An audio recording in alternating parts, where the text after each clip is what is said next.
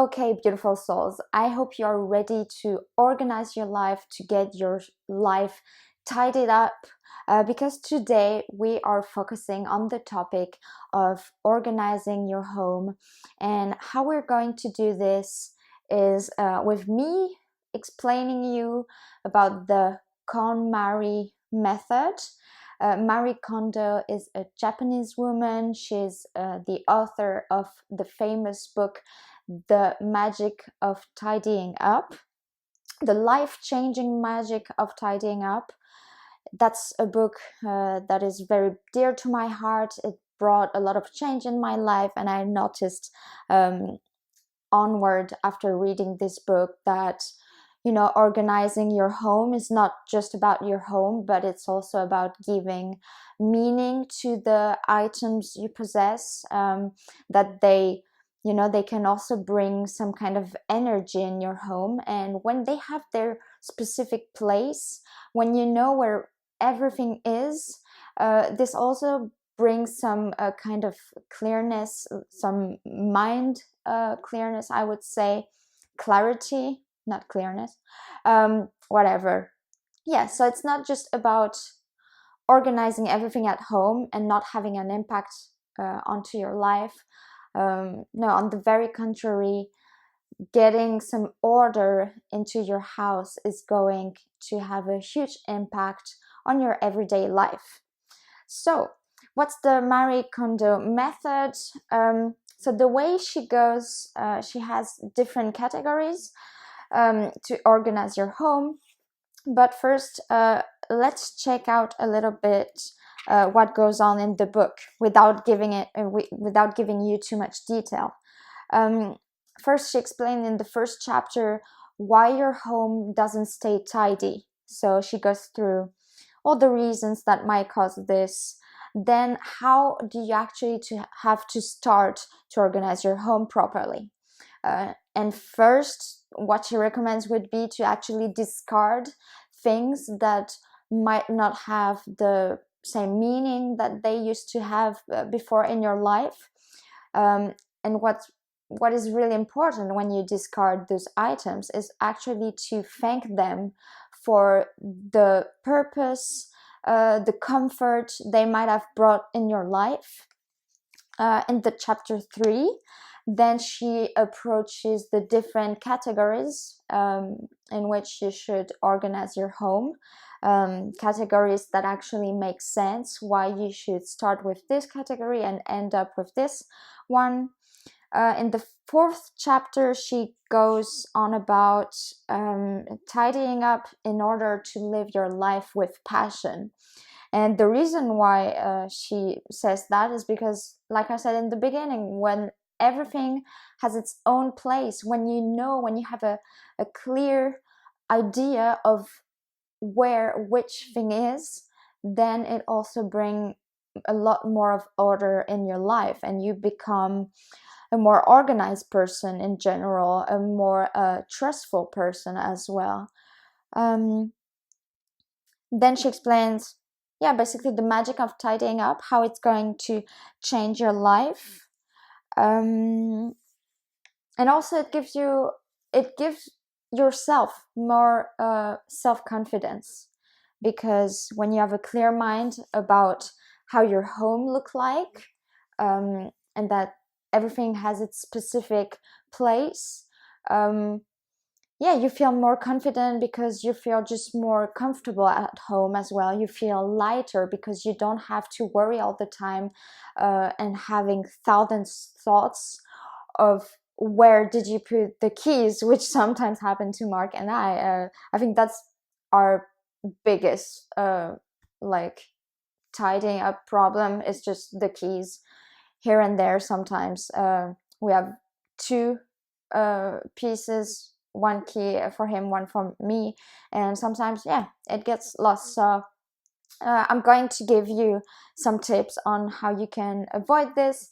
And first, let's get into the different categories that Mary recommends in her book. First, you should start with clothing.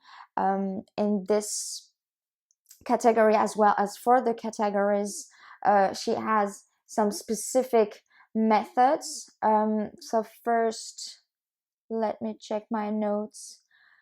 Yeah, you could organize your items by size, which is really practical, especially sometimes when you have when you're going to use different boxes, you can use different size, and sometimes you can have little boxes within the bigger boxes.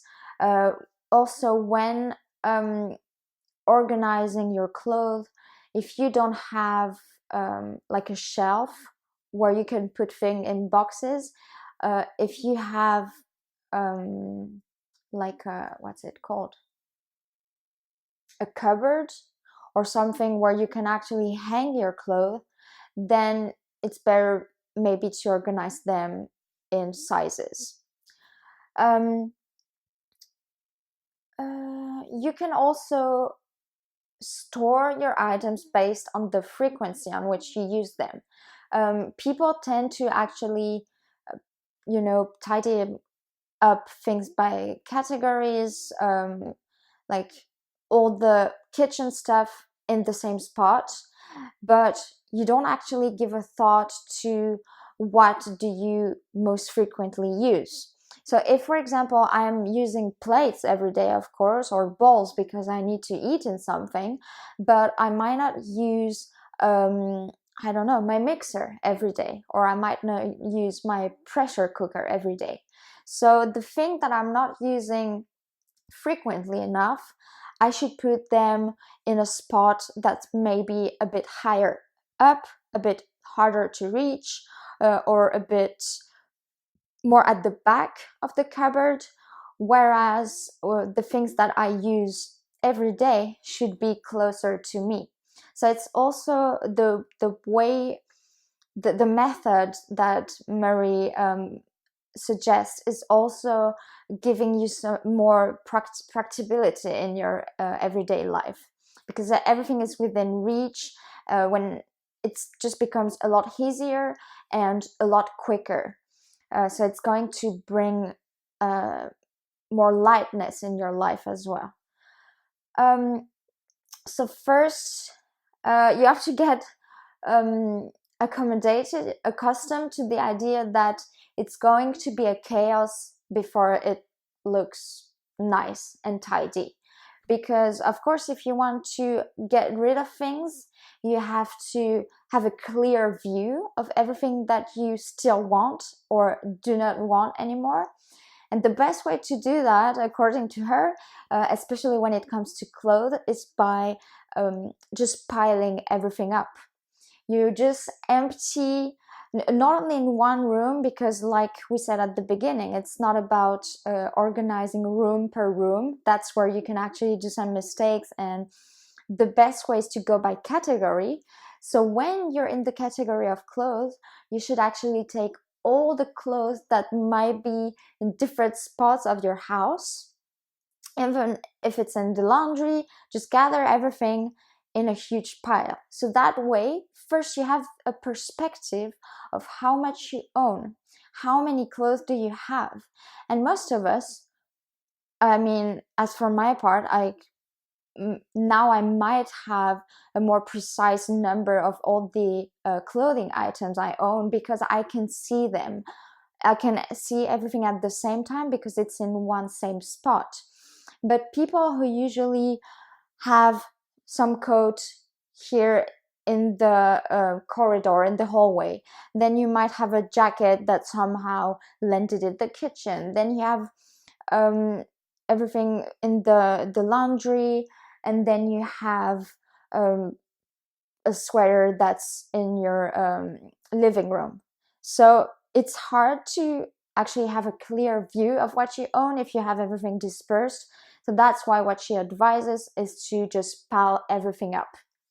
Then when you're faced with the sometimes huge amount of things you own, like what you can see in the Netflix series, because she's actually on Netflix and she goes to different people's houses and she helps them to tidy up. You can see the huge, massive amount of clothes that people gather over the years. and they were not really aware of it. You don't actually realize how much you own until you face everything. Yeah, so you should pile up everything. Before you start this process of organizing, she recommends to actually thank your home, to give thanks to your home, to your roof, for protecting you over all those months or years or weeks that you've lived in it. Because a house, especially in the Japanese culture, is not just a building. It's not just some walls and windows. It's actually the place where you get to be also at home, um, in yourself, inside of you. When you feel good somewhere, you also feel at home within you.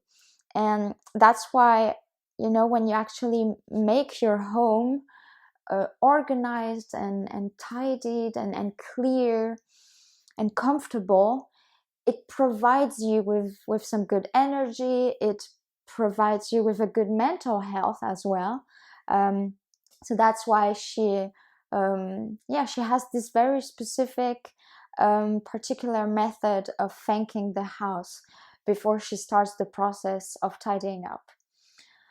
And then you give each item a place, a specific place in your home, so that every item has kind of a home of itself. Yeah, otherwise I would say I can start to give you some tips, how to go on with tidying up in your own house when it comes to different types of items, and then how you can actually extend this method more broadly in your life. That's to say, within your relationships, maybe with your work, maybe with the things that you eat, and so on. And one important, essential thing in the book is to actually, when you discard each item, you also thank them for the protection they gave you. The clothes that you put on that you wear, they provide you with comfort, they provide you with warmth, they provide you with a good feeling of yourself sometimes. So it's important, when you actually discard a piece of cloth, that you thank it for all the good years it served you and all the happiness it brought to you. And the aim at the end of this process will be to actually only own the things that really have a meaning into your life, and the things that do actually bring joy and sparks joy, as Marie likes to say it. Okay, so to give you an example of how to maybe organize some of those items, you might want to use such little, I don't know, crates, maybe boxes. This I found in a store here in Germany that's called Action. I think it's in different European countries as well. You can find it. And I have already like 2 tinier models of this one, copies, and I usually like to store our spices in there, because we have a drawer where we just have so many spices, and like maybe cacao powder that's still packaged, that's not open yet. And yeah, it's just sitting there, and everything is just looking like a chaos. And I have a hard time with that kind of thing. Mark tends to kind of think like, if it's hidden, if no one is seeing it, it doesn't matter. But to me, everything has to have its own place, its own meaning, its own purpose. So that's why I really like to know that everything that belongs to the same category is in the same home, kind of. Yeah, and you can find different sizes. I'm sure that IKEA has some different organizing boxes that you can find. If not, you don't even have to buy brand new boxes. You could just as well use some shoe boxes. I got this one from Mark's Mug because she had um, some of them. Sorry, I'm thinking a bit in German here, getting lost. Yeah, and I just asked her, and she kindly provided me with some shoe boxes, and they're just such perfect to use. Even in your drawers, you can put them, and they actually bring so much, a bit of discipline in your drawers, if I may use this expression. Here you can see, well, maybe you might not see, but I have some sportswear in here, some sports bras actually. And there's a quite specific method when it comes to folding your clothes, according to Mary. And you can see it in her book, but I also made one video already about this on my channel. It's a very simple method, and what is great about this method is that it allows you to see the amount of clothes that you have just in one go. Right now, I can tell I have 1, 2, 3, 4, 5, 6, 7, 8, 9, 10, and 12. I have 12 sports bras right here. I might have one in the laundry, but here I have 12, and I can see, if I use them all, if I give them all not the love that they deserve, but if I actually honor their presence. Because if I have all this clothes and I can see them, but I'm not wearing all of them, what's the point? Because they could provide someone else happiness by wearing them.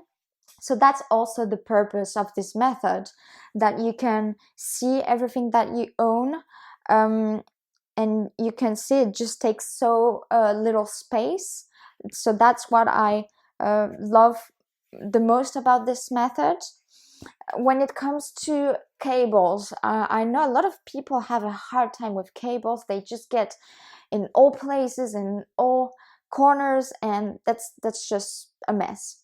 So what I do is, we have this like a tin box, I think that's called in English, like an old Kellogg's box. I really like this vintage kind of boxes. And in here we have different cables. Here we have a microphone that we might use for videos that we do, or presentations that we give in shops and film. And everything is here, so you don't have to run everywhere in the house and like ask your husband or get mad at him because you're like, you used it the last, you were the last one to use it, so you have to know where it's.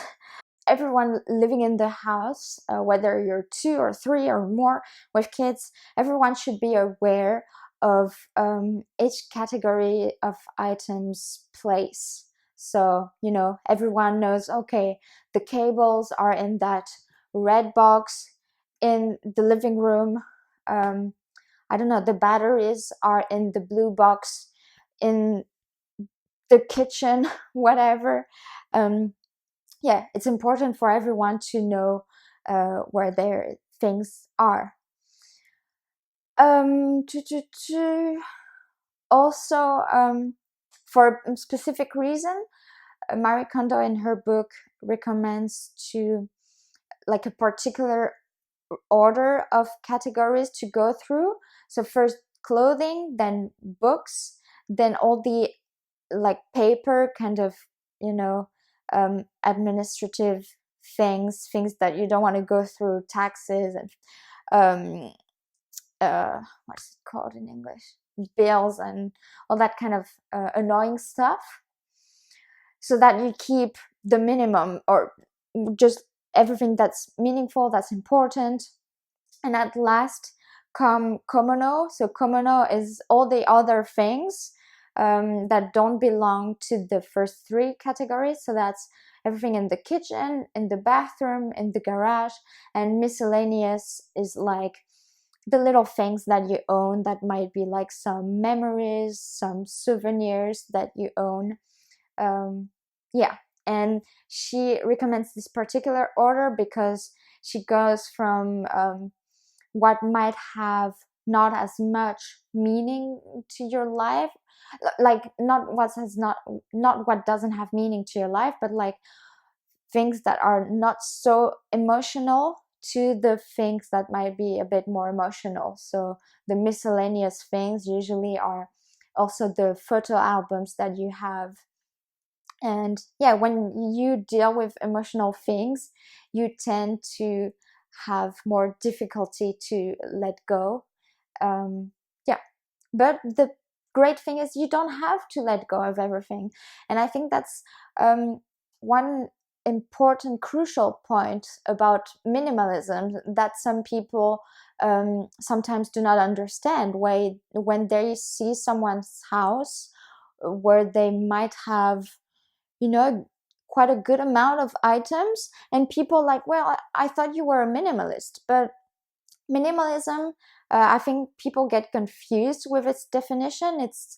Um, it's not only about reducing the amount of things that you own, but it's more about keeping what has meaning into your life. And sometimes, you know, there might be many things that have a meaning into your life, and so you keep them, but at least it's about giving them their specific place and knowing that they are there for a reason, because they bring you a feeling of joy. Um, so I think that's all of it. When it comes to Marie Kondo, I really advise you to warmly recommend you to read her book. It's a quite small book, and she's got a wonderful website as well, and she also um, explains how she organizes the different things in her home, and she recommends you different brands of the things she owns when it comes to, I don't know, maybe notebooks, or when it comes to organizing boxes. She really has like her to-go brands that are usually of a really good quality, because she is convinced that the better the quality, the longer you will have those things, and the longer they will spark joy.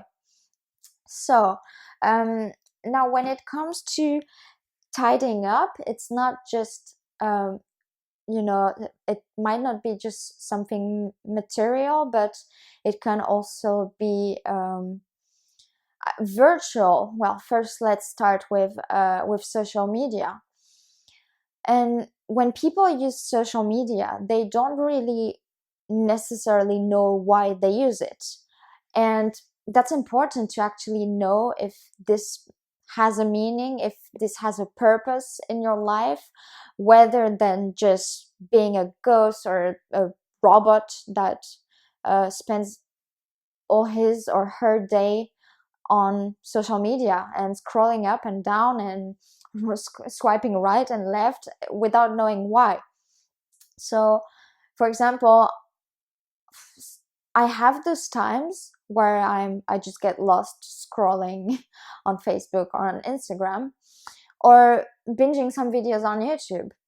But then I just take a step back and remind myself, okay, why am I using these platforms? Because they do actually provide meaning to my life. I use them to send a message across when it comes to veganism or minimalism or low waste, and those are part of my life. They're part of my passion, and they do have a value in my life. So they're not only platforms where I'm able to communicate with people and to reach out to people, but they're also here for me to convey a message, that reflects basically my values. So that's how you could actually tidy up your social media. Ask yourself, why are you using these social media platforms? And since we're on Facebook, that kind of thing, tidying up is also possible in your relationships. You know, there are some bonds that we hold on to, but that might have become toxic for ourselves, or that don't even feel any purpose anymore. sometimes we remain friend on Facebook or on Instagram because we're kind of nostalgic of the bond, the relationship that we used to have with a particular person. But when you've come to the point where there is no communication anymore with this person, ask yourself, is this relationship still bringing you joy in your life? Is it sparking joy? Is this person looking up for you and being there for you? Can you rely on that person? And if this is no more the case, then you might let go of this relationship. So that does not only apply to Facebook, but relationships in general in your life. And then what else did I want to approach? Foods, or certain drugs as well. And when I say drugs, I'm not necessarily talking hardcore drugs, but also weed or cigarettes or alcohol. And people do consume these things and they feel like they have an important role in their life, but sometimes it's mostly just an automatism, a mechanism that you cannot stop. And sometimes you have to get help in order to go through getting rid of those bad habits. And I used to drink alcohol, and I never questioned myself. I never asked myself, why do I even drink alcohol? Is it because people do it and I feel like I have to do it? Is it because I like the taste of it? Is it because it makes me feel good? Is it because it's healthy? Of course not. So after asking myself all these questions, I was like, no, it doesn't bring anything to my life. So I should just get rid of it. And as far as I'm concerned, alcohol has nothing beneficial to bring in your body. I think wine might be one of the rare alcohols that has maybe some benefits, but yeah, to me, alcohol doesn't have any purpose into my life. So right at the beginning of January last year, I stopped drinking alcohol, just like that. And just ask yourself the same with cigarettes and other drugs. Then the last one I wanted to approach was food. It's the same, because a lot of people might have fallen into the habit of eating junk food or eating everyday refined sugars or refined flours, and foods who are actually no more foods. They're just empty calorie things, empty of life, empty of colors, and people just stuff their faces with these foods without even knowing why. And sometimes if you go through this why, if you ask yourself, why am I so addicted to this kind of food, you might actually undercover, like it might reveal a deeper problem that you never had the courage to explore. And that's how you can actually tidy up your diet habits as well. Ask yourself, does this food bring joy to my life? Is it a short-term joy or a long-term joy? Because I know that when I have a smoothie bowl or a porridge, it nourishes me through the day, so it brings me a long-term joy during the day. And I know that it's beneficial for my body, and I want to treat my body just like I would treat my home, like a temple. So if I'm feeding my body just with junk food and things that don't contain life, this is not going to spark joy for a long time.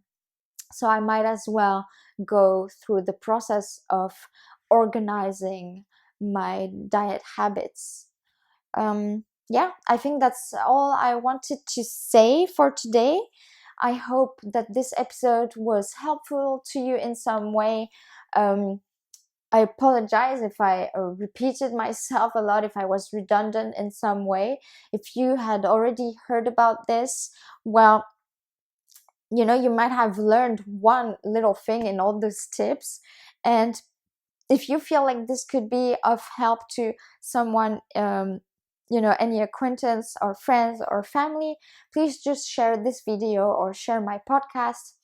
Also, I would highly appreciate if you could leave me a comment or just interact with me in any way, whether it's on Instagram or Anchor or Apple Podcasts or Spotify. Spotify, no. But well, yeah, just give me some signal. Just give me something to nourish me, to be able to have some self-criticism and question myself, so that I can bring you only the best of the content I can create. And yeah, with that being said, I wish you a lovely rest of your day, and I will see and not hear, well, I hope I will hear you in the next episode. Bye.